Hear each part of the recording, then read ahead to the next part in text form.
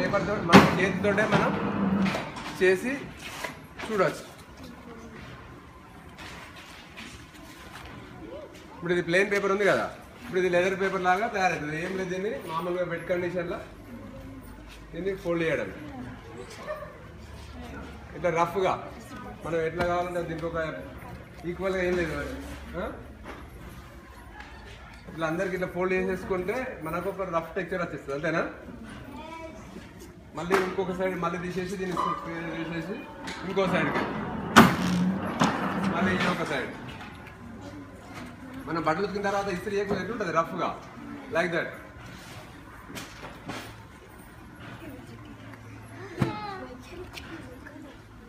ఇప్పుడు ఎక్కడెక్కడైతే ఫోల్డింగ్స్ ఎక్కువ వచ్చినాయో అక్కడే ఒక లెదర్ లాగా వస్తుంది ఉందా. దీని మీద మనం మళ్ళీ అట్లా కలర్స్ కోటింగ్ చేస్తాం. గ్రీన్ మీద గ్రీన్, రెడ్ మీద రెడ్. ఓకేనా? సో మనం ఏదైనా కానీ హ్యాండ్తో తయారు చేస్తున్నాం కనుక హ్యాండ్స్ క్లాత్ అని అంటారు, విన్నదా? వాళ్ళు కూడా చేతితోటి నేస్తారు. ఇది మనం హ్యాండ్ తోటి పేపర్ తయారు చేస్తున్నాం కనుక this is called hand made paper.